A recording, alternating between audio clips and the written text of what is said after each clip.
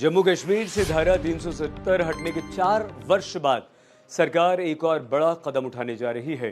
मोदी सरकार संसद में एक नया बिल लाने जा रही है, जिसके बाद जम्मू कश्मीर में 3 विधानसभा सीटें आरक्षित हो जाएंगी। दरअसल केंद्र सरकार मौजूदा संसद सत्र में जम्मू कश्मीर पुनर्गठन संशोधन बिल 2023 लाने जा रही है।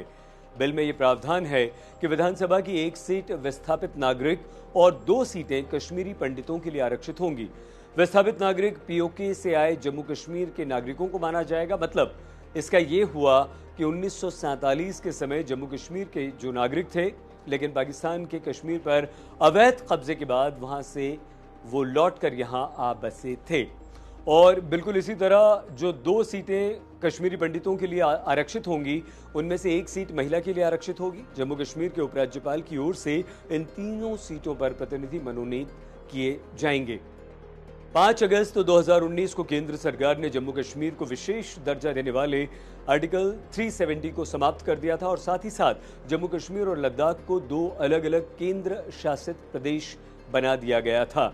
चूंकि जम्मू कश्मीर में विधानसभा भी है, इसलिए यहां चुनाव के लिए सुप्रीम कोर्ट के रिटायर्ड जज की अध्यक्षता में, जो कि इस समय रंजन प्रकाश देसाई हैं, परिसीमन आयोग का गठन किया गया था। आयोग ने 2011 की जनगणना के आधार पर परिसीमन किया। 2011 की जनगणना के अनुसार जम्मू की जनसंख्या 53,72,000 और कश्मीर की 68,83,000 थी।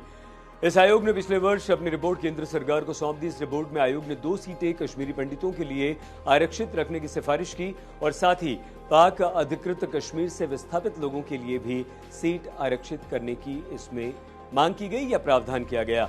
जम्मू कश्मीर में वही फॉर्मूला अपनाया जा सकता है जो पुडुचेरी में है। पुडुचेरी भी विधानसभा वाला केंद्र शासित प्रदेश है। यहाँ 30 विधानसभा सीटें हैं, जबकि 3 सदस्यों को केंद्र सरकार मनोनीत करती है। जम्मू कश्मीर में भी ऐसा ही होगा।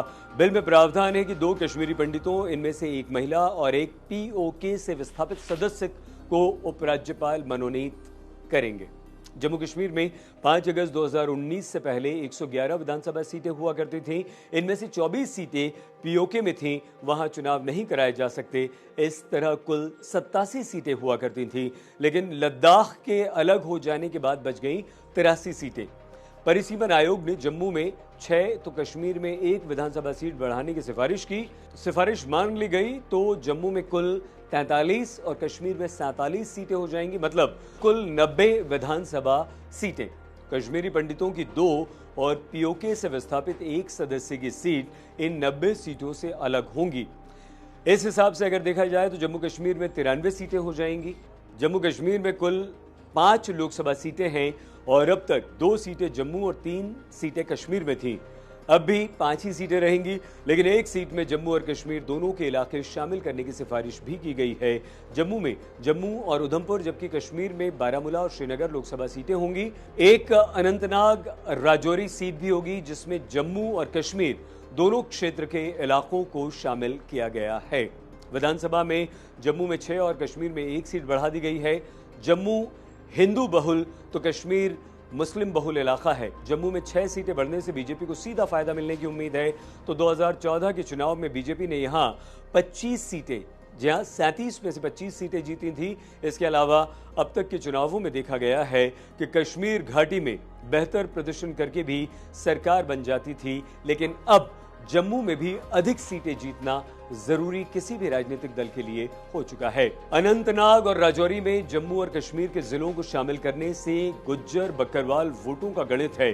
पुंछ और राजौरी पीर पंजाल के दक्षिण में पड़ते हैं, जो जम्मू का हिस्सा है। यहाँ गुज्जर और बकरवाल की आबादी अधिक है। इन्हें अनुसूचित जनजाति का दर्जा दिया गया है। पुंछ और राजौरी की अनुमानित 11,19,000 आबादी में से 5 लाख अकेले गुज्जर बकरवाल हैं। इनके आने से मुस्लिम बहुल अनंतनाग सीट में करीब 20% आबादी गुज्जर और बकरवाल की हो जाएगी, जिसका सीधा फायदा बीजेपी को मिलेगा। जम्मू कश्मीर में विधानसभा चुनाव को लेकर अभी तक कुछ भी साफ नहीं हो पाया है। पहले ये कहा जा रहा था या माना जा रहा था कि आयोग की सिफारिशें मंजूर होने के 6 से 8 महीनों के भीतर यहां चुनाव हो सकते हैं।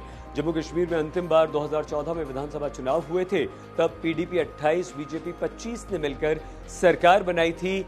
ये गठबंधन की सरकार थी। हालांकि ये गठबंधन अधिक नहीं चला और जून 2018 में बीजेपी ने पीडीपी से अपना समर्थन वापस ले लिया। पीडीपी यानी कि महबूबा मुफ्ती की पार्टी बीजेपी के समर्थन वापस लेते ही सरकार गिर गई और बाद में विधानसभा को भंग कर यहां राज्यपाल शासन लागू कर दिया गया।